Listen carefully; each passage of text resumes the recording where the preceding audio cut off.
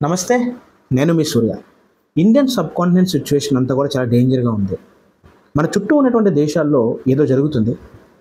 ఏయో శక్తులు ఈ దేశాల యొక్క వ్యవస్థను నాశనం చేస్తున్నాయనేటువంటిది ఒక ఆలోచన, ఒక అనుమానం అనేటువంటిది కలుగుతుంది. ఎందుకనంటే రీసెంట్‌గా కొన్ని సంవత్సరాల క్రితం సేమ్ సిచ్యువేషన్ అనేటువంటిది మనము ఈ రోజున నేపాల్‌లో ఎలాంటి సిచ్యువేషన్ ఉందో సేమ్ ఇలాంటి సిచ్యువేషన్‌నే మనము శ్రీలంకలో చూసాం. తర్వాత రీసెంట్గా బంగ్లాదేశ్లో చూసాము. ఈ రోజున మనం నేపాల్లో చూస్తున్నాం. Same situation. ఒకేసారి దేశవ్యాప్తంగా నిరసనలు వచ్చాయి. దేశంలో ఉన్నటువంటి యువత అందరూ కూడా పార్లమెంట్లు చుట్టుపెట్టారు. అదేవిధంగా అక్కడ ఉన్నటువంటి మంత్రులను కొట్టారు. దేశ అధ్యక్షులు కానీ ప్రధానమంత్రులు అందరూ కూడా ఒక్కసారిగా దేశాన్ని పారిపోయారు. ఈ దేశాల్లో ఉన్నటువంటి కామన్గా జరిగినటువంటి ఈ విషయాలన్నీ కూడా ఏయో ఒక శక్తులు ఈ దేశాలకు వ్యతిరేకంగా పనిచేస్తున్నాయి. ఆ శక్తులు భారతదేశానికి కూడా వ్యతిరేకంగా పనిచేస్తున్నాయనేటువంటిది ఒక అనుమానం కలిగిస్తుంది. దానికి కొంత సమాచారం కూడా మన దగ్గర ఉంది. ఆ సమాచారం ఏంటనేది కూడా చూద్దాం. మొట్టమొదటిగా ఈ అన్నిటికీ కామన్గా కనబడేటువంటి కారణం ఏంటంటే ఆ దేశంలో ఉన్నటువంటి అవినీతి అనేటువంటిది చెప్తూ ఉన్నారు. సో ప్రపంచానికి ఏం చెప్తున్నారంటే శ్రీలంకలో కానీ, బంగ్లాదేశ్లో కానీ, నేపాల్లో కానీ ఇవన్నీ కూడా మనకి అవినీతితో నిండిపోయినటువంటిగా ప్రొజెక్ట్ చేశారు. ఇప్పుడు నేపాల్లో సోషల్ మీడియా బ్యాన్ అనేటువంటిది మరొక అంశంగా కూడా ఉంది. బట్ జరిగినటువంటి ప్రక్రియ మొత్తం కూడా 3 దేశాల్లో ఒకే విధంగా జరిగింది. ఒకసారి రిమైనింగ్ దేశాల్లో కూడా మనం చూస్తే మయన్మార్, మన దగ్గర ఉన్నటువంటి బార్డర్ నేషన్ అయినటువంటి మయన్మార్లో ఎప్పటి నుంచో మిలిటరీ రూల్ కంటిన్యూ అవుతుంది. ఇంకా మనం పాకిస్తాన్ గురించి చెప్పుకోవాల్సిన అవసరం లేదు. 1947 నుంచి స్వతంత్రం వచ్చిన దగ్గర నుంచి డెమోక్రటిక్ నేషన్గా చెప్పుకున్నప్పటికీ కూడా అక్కడ మిలిటరీ రూలే ఉంటుంది. ఇంకా మనకి ఆఫ్ఘనిస్తాన్లో అక్కడ కూడా తాలిబాన్స్ అనేటువంటి వాళ్ళు రూలింగ్ చేస్తున్నారు. ఇంకా మనకు ఉన్నటువంటి బార్డర్ నేషన్లో చైనా ఒక్కటే స్టెబిలైజర్ నేషన్గా ఉంది. భారతదేశాన్ని కూడా అదే విధంగా చేయడానికి ప్రయత్నం చేస్తున్నప్పుడు కూడా భారతదేశం అనేటువంటిది ఇప్పుడు గ్రోయింగ్ నేషన్గా ఉంటూనే హైయెస్ట్ ఎకానమిక్ గ్రోత్తో పాటుగా మనం కూడా లార్జెస్ట్ ఎకానమీగా తయారయ్యాము. అదేవిధంగా పెద్ద దేశము, ప్రపంచంలో అత్యధిక జనాభా కలిగినటువంటి దేశం కాబట్టి ఈ దేశం మీద ఆధారపడుతున్నారు. కాబట్టి ప్రపంచ దేశాలు అనేటువంటివి ఈ దేశాన్ని డిమారలైజ్ చేయడము, లేదంటే ఇలాంటి పెద్ద పెద్ద నిరసనలు చేయడం అనేటువంటిది చాలా కష్టం. ఎందుకంటే ఈ దేశంలో ఉన్నటువంటి వ్యవస్థలు అనేటువంటివి చాలా బలంగా ఉన్నాయి. జ్యుడిషియరీ కానీ, లెజిస్లేటివ్ కానీ, ఎగ్జిక్యూటివ్ కానీ సిస్టమేటిక్గా ఉన్నది. అదేవిధంగా దేశంలో డెమోక్రటిక్ సిస్టమ్ అనేటువంటిది చాలా బలంగా ఉంది. కానీ ఇండియాని ఖచ్చితంగా డిమారలైజ్ చేయాలి, అదేవిధంగా డీస్టెబిలైజ్ చేయాలనేటువంటి ప్రయత్నాలు ఇప్పటికీ జరుగుతున్నాయి. ఈ ఇండియన్ సబ్ కాంటినెంట్లో ఉన్నటువంటి అనేక దేశాలు ఏంటంటే ఇవన్నింటిలో కూడా మనము ఈ దేశాలన్నింటితో కూడా మనం మంచి సంబంధాలతో ఉండి ఈ దేశాలను అభివృద్ధి చేస్తూ మనం అభివృద్ధి అవ్వాలనేటువంటిది మన యొక్క కాన్సెప్ట్. కానీ వాటిని దెబ్బ కొడుతున్నాయి కొన్ని సంస్థలు. ఈ రోజున నేపాల్లో ఈ హింస జరగడానికి కారణము అమెరికాలో ఉన్నటువంటి కొన్ని సంస్థలు ఆ దేశంలో ఉన్నటువంటి హమీ నేపాల్ అనేటువంటి ఒక సంస్థకి డబ్బులు ఇచ్చాయని, ఆ సంస్థ ఎప్పటి నుంచో ఈ కార్యాచరణ మొదలుపెట్టిందని, ఈ అల్లర్లు జరిగే ముందు ఆ హమీ నేపాల్ అనేటువంటి సంస్థ యొక్క అధ్యక్షుడు ఎవరైతే ఉన్నారో అతను ఏ విధంగా నిరసనలు చేయాలనేటువంటి దాన్ని ఆయన చెప్పారని ముందు రోజు ఒక వీడియో రిలీజ్ చేశారనేటువంటి సమాచారం అందుతుంది. ఈ సంస్థకి అమెరికా నుంచి అనేక సంస్థల నుంచి డబ్బులు వచ్చాయని, ఆ సంస్థను నడిపిస్తున్నటువంటిది ఇండైరెక్ట్గా అమెరికా సంస్థ అనేటువంటిది ఇప్పుడు వినబడుతున్నటువంటి మాట.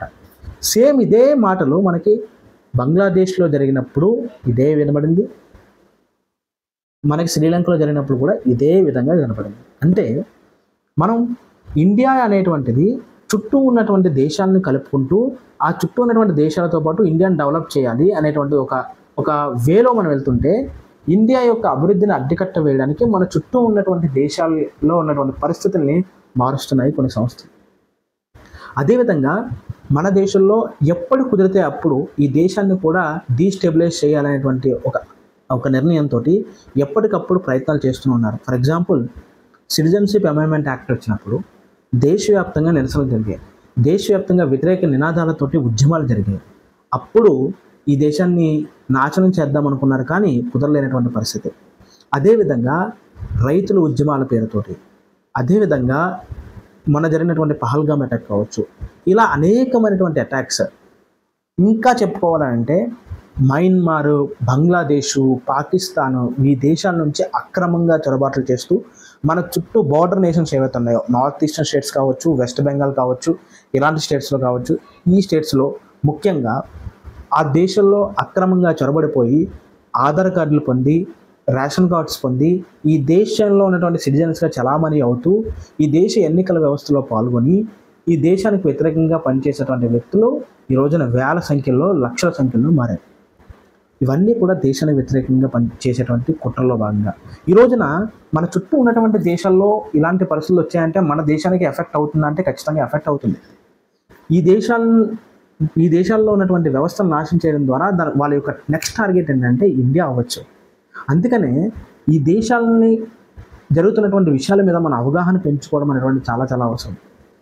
ఈ దేశంలో ఉన్నటువంటి నాయకులు కానీ, వ్యవస్థలు కానీ, కొన్ని ఆర్గనైజేషన్స్ కానీ ఒక తప్పుడు సమాచారాన్ని మనకి అందించి దాని ద్వారా ఈ దేశం మీద హేట్రేట్ని, ఈ దేశానికి వ్యతిరేకంగా ఆలోచన చేసేటువంటి ప్రక్రియ అనేటువంటిది వాళ్ళు కొనసాగిస్తూ ఉన్నారు. ఇప్పటికీ జరుగుతూ ఉంది. ఈ దేశంలో ఇప్పటికే కొంతమంది మాట్లాడేటువంటి మాటలు ఏంటంటే, ఎందుకు మేము భారత్ మాతాకి జయ అనాలి, ఎందుకు మేము వందే మాతరం పాడాలి, ఎందుకు మేము జనగణమన పాడాలి, ఎందుకు ఈ దేశం యొక్క జాతి జెండాకి మేము నమస్కరించాలి అనేటువంటి అడిగేటువంటి వ్యక్తులు కూడా ఈ దేశంలో ఉన్నారు. కాబట్టి వీళ్ళందరితోనే మనం జాగ్రత్తగా ఉండాలి. ఫర్ ఎగ్జాంపుల్, ఈ రోజున మనం ఆపరేషన్ సింధూర్ జరిగిన తర్వాత దేశంలో ఉన్నటువంటి అనేక చోట్ల కనుక మనం చూస్తే, ఈవెన్ ఆంధ్రప్రదేశ్ లాంటి పీస్ఫుల్ స్టేట్లో కూడా మనం ఒక బార్డర్ నేషన్ కాదు, పాకిస్తాన్కి బార్డర్ నేషన్స్ కాదు, మయన్మార్కి బార్డర్ నేషన్ కాదు, అయినప్పటికీ మన దేశంలో చాలా చోట్ల ఈ రోజున ఉగ్రవాదులు అనేటువంటి వాళ్ళు బయటపడుతున్నారు. విజయనగరం కావచ్చు, కర్నూలు కావచ్చు, రీసెంట్గా కాకినాడలో మనం చూస్తే కనుక పాకిస్తాన్ మరియు పాలస్తీనా జెండాలతో ర్యాలీ చేసే విధంగా వాళ్ళు వెళ్ళారు అని అంటే వాళ్ళు ఎంత ధైర్యంగా ముందుకు వెళ్తున్నారు. సో ఈ రోజున ప్రజలందరూ కూడా గమనించుకోవాలి. ఎందుకనంటే ఏ మతమైనా, ఏ కులమైనా సరే మనం మతాన్ని పూజించుకోవాలన్నా, మనం ప్రశాంతంగా ఉండాలన్నా దేశం అనేటువంటిది ముఖ్యం. మన మతం కంటే, మన కులం కంటే దేశం అనేటువంటిది చాలా చాలా ఇంపార్టెంట్. దానికోసం మనం ఆలోచించలేకపోతే మనం పీస్ఫుల్గా బతికేటువంటి అవకాశం ఉంటుంది. ఈ రోజున ప్రపంచంలో ఏ దేశమైనా ప్రశాంతంగా బతుకుతుందంటే అది భారతదేశం మాత్రమే. ఈవెన్ చైనా లాంటి దేశంలో కూడా ఉయ్గుర్ ముస్లిమ్స్ అనేటువంటి వాళ్ళని ఓచకొత కోస్తూ ఉంటారు. అసలు అక్కడ వాళ్ళ బతకడానికి వీలు ఉండేటువంటి పరిస్థితి లేదు. ఇంకా వెస్ట్రన్ నేషన్స్లో ఎప్పుడు ఎవరు చేస్తారో తెలియదు. ఈవెన్ ఈ రోజు కూడా అమెరికాలో ఎంత పెద్ద అడ్మినిస్ట్రేషన్ ఉందని చెప్పుకున్నప్పుడు కూడా ఎప్పుడు తుపాకీ పేలుతుందో తెలియదు. ఆఫ్రికన్ కాంటినెంట్ మొత్తం కూడా నాశనం అయిపోయినటువంటి పరిస్థితి. డెవలప్ అయినటువంటి సౌత్ ఆఫ్రికా లాంటి నేషన్లో చూసినా సరే అక్కడ క్రైమ్ రేట్ అనేటువంటి హెవీగా ఉంది, చాలా ఎక్కువ ఉంది.